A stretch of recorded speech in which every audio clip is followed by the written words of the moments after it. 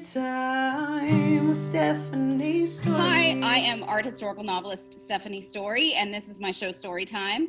My guest today is a best-selling novelist of like a whole slew of novels. Like, go on Amazon and the list just keeps going and going and going. It is quite amazing. She's the author of very popular series like the Sweeney Series and the Magnolia Night series, as well as some standalone novels like Only One Life. And her newest book, this one, Dream Big Stella, just came out this month. It is the first in a new series called the Hope Springs series, all of which will be out this fall. It's amazing. She writes so fast. I'm so in awe. Welcome to the show, Ashley Farley. Thank you, Stephanie, and thank you so much for having me. I'm excited to be here. Yeah, no, this is great. Okay, but before we go any further with talking about your process and writing and all of that stuff and how you got into it, tell the viewers at home a little bit about the plot of the new book, and it's a 3-part series, yes? That's correct. They are technically standalone, but I think the readers would enjoy them if they read all 3. Okay. They would get more from them. But so Stella is a native New Yorker. She is the daughter of lesbian mothers, and she all of a sudden one day finds out that she has inherited an historic inn in the mountains of Virginia from a father she never knew about. Her parents had always led her to believe that she was the product of a sperm donor. Mm-hmm. And so, of course, her life was, sort of meh, and when she actually sat down and thought about it, she said, I could use a change. Maybe I'll take a chance on life. And she did, and she jumped on the next train, and she really took a chance on life. And she's intrigued by his family, by her father's family, and the more that she got to know him and found out that he was a rock legend, that her parents had raised her to listen to his music, and then more and more intrigued, and a lot of family comes into it. Of course, the inn is in horrible shape. He had been ill for some years and had let it decline, and so she goes about renovating it and hiring the contractor, who ends up being a love interest, of course, and she just really settles in, although not without a lot of trials and tribulations. So it's a feel-good series, and I feel like it's uplifting, and that we needed that right now in this time.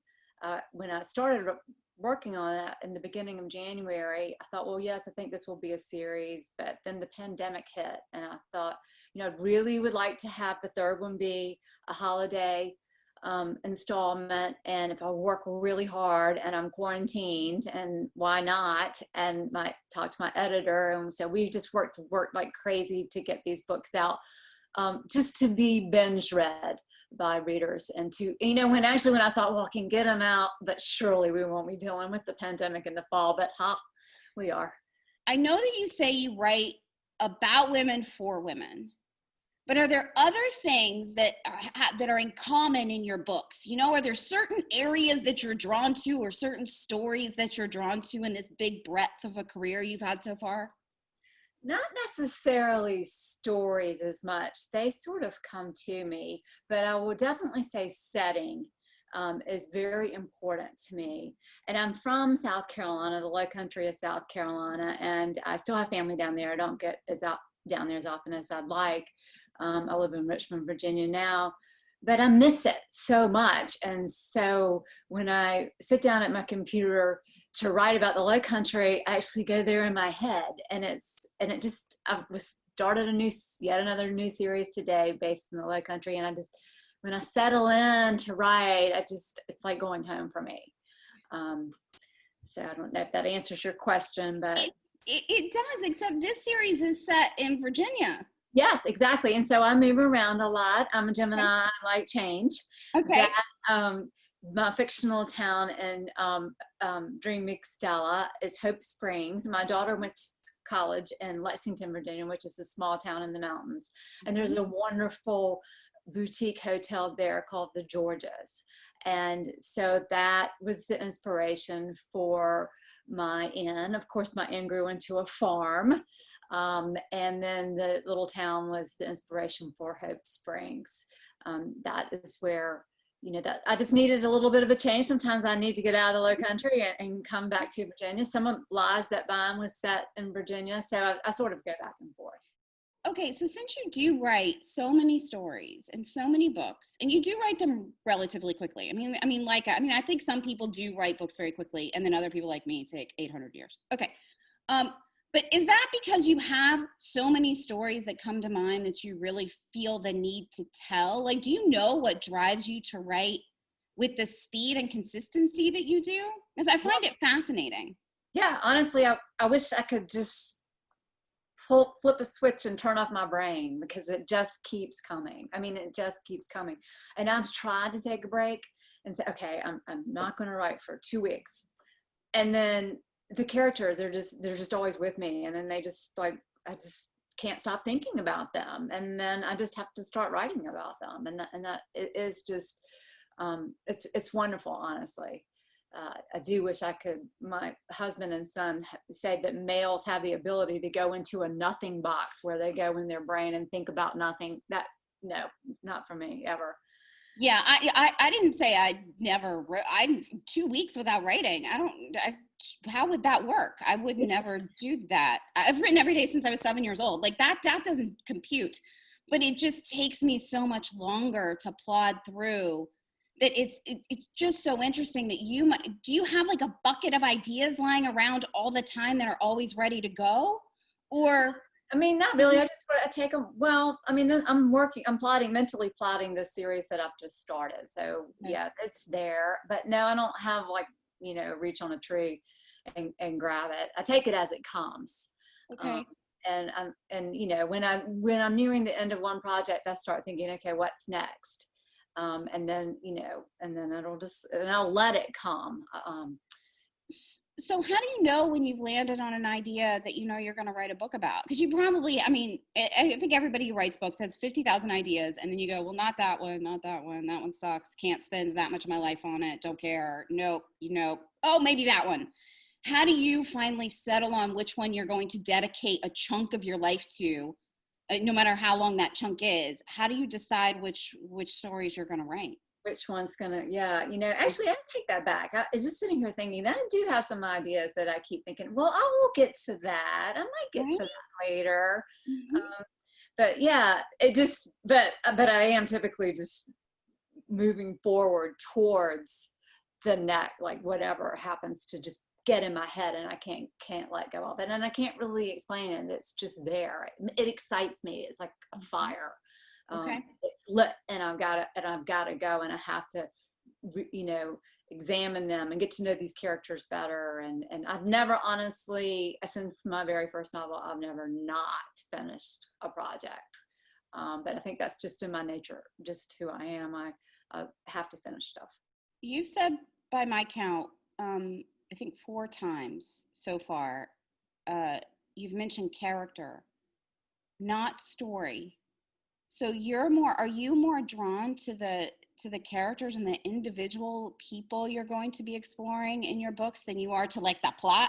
Do you know what I mean? Like there's a difference between those two. And there is. Yes, I would definitely say that my stories are more character driven, and I have to figure out, what I need a flawed character and what they're struggling with. And because the plot, you can throw anything at them. But the character, that's what's important, and they have to develop, they have to, what motivates them, and what is it that they need, and how can you help them find it. And I just kind of start writing, and I throw them into a situation and then let them show me the way. And honestly, they're sort of just lead me along. So how did you get into writing? What is your writing journey?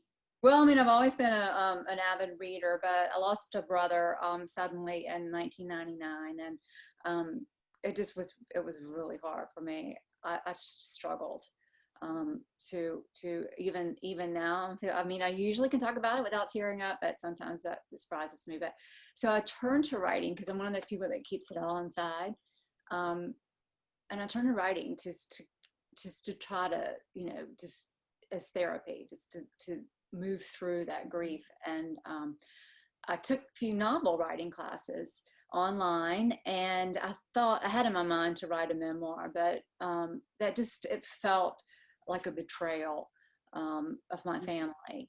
And so I ended up writing a story about a young brother and his sister. They were college age, and that is when my brother and I were the closest. So it's not really a memoir, but it's a tribute to him. And yes, it was very therapeutic. But by the time I finished it, I had taken a million different writing classes, and I had found that I really loved it, and I couldn't give it up. So then I turned to writing more for fun, which started the Sweeney series. So if your first book was sort of to help you process grief, are you still in your own way, even though you transitioned to more fun writing, are you still in your own way processing what it is to be a woman or what it is to live in this world? Are you still sort of processing your own junk when you're writing these novels? I mean, I think we all are in some way. Sure, I mean, we all are, right? Yes. I wrote the Sweeney Sister series, Her Sister Shoes, the year that I turned 50. My baby graduated from high school, and I celebrated my 25th wedding anniversary. So yeah, there's a lot of that in that Jackie, the character in that novel. So yeah, I mean, sure, I'm living it. You can't help but I've had that. What do you hope that women get out of reading your books? Are you just trying to entertain them? Are you trying to get them to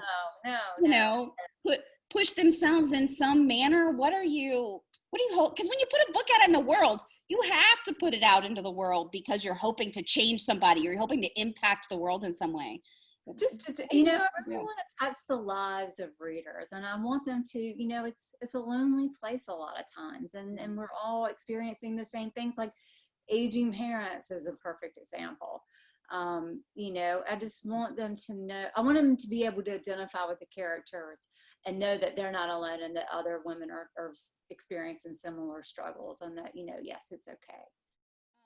Okay, this book, your character leaves New York and goes and opens up or inherits a rundown B&B and like escapes. And I just couldn't help but wonder when I was looking through it. Haven't finished it yet. I'm not going to lie. I don't like lying and pretending that I finished it, but I haven't finished it yet. But I thoroughly enjoyed it so far. Are you, did you ever like daydream of running away and opening up a B&B? I feel like that's something that a lot of people daydream. Or did you daydream about having a secret rock star as a father? I mean, it's so funny that you brought up the daydream. Really, let's throw all that stuff about my brother out of the window. The reality is, I was such a daydreamer. I have always been a daydreamer. And that's probably really, truly why I've never thought about that until just this moment. Yes. Did I ever dream about owning a B&B? Oh, yes. Do I want to run away from my life right now and own a B&B? Sure. Sounds good to me. Yeah. So it's just escapism, right? It is. And that was more I think the rock star element, I needed to make her father interesting. And music really comes into play throughout the whole series, and that's been fun. I've created some playlists, and so that was more of just the farm and the Lexington, and again the setting. I wanted to go there, and then I wanted to make something happen there. Okay, I want to get back to the setting, but before I do that, so you said you make playlists. I do too. I mean, I'm a total playlist junkie when I write. Like, I put it together but mine I usually put together based on mood. Like, I need to feel sad in this scene. So therefore, this song goes into that spot in my playlist so that when I get there, I can feel the appropriate amount of sad. How do you put together your playlist to write? Oh, you're funny. So that's not the kind of playlist I'm at. I actually have to have complete quiet when I write. Do you? Yes, I need quiet. Even when there's lawnmower in the neighborhood, it's please God, I have to put in my noise canceling earbuds. Really? I need quiet. But the playlist I'm talking about is I did a lot of research. I love music, all kinds of music. I'm not a snob, but I did a lot of research during that like late 80s, 90s time when Billy would have been the rock star. And I learned a lot. I found a lot of like George Thorogood and just some cool artists that I didn't know before. So I created a playlist of those for my readers to, for them to go and look. Oh, for your readers to go, so they can go online and they can listen to the kind of music that you thought this rock star dad, this fake rock star daddy, would have played during his heyday. Exactly. Yep. Okay, excellent. I know you've published both traditionally and independently on your own, right? You've bandied back and forth between the two. True. Yes, with Lake Union, which is semi-traditional publishing. Yeah. What do you like about both? Because I haven't talked to that many people that have done both. I've talked to some solely independent writers and some solely traditionally published writers. And I'm traditionally published, so I don't have much of that. I don't know the world as well. What do you like and not like about both? Because I know there are a lot of writers that sort of hit this mark and they go, well, I don't know which one I want to do for my work. What has been your experience in both sides? I'm so much happier now. Now that I've gone back to self-publishing.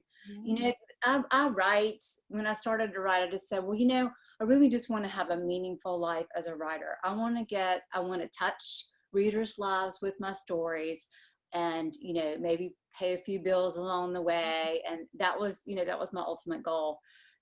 Waiting 18 months or however long from start to the time I get the book in my readers' hands, it just does not appeal to me. And even with Lake Union, I think they cranked them out in 6 months or 8 months. And that was long to me.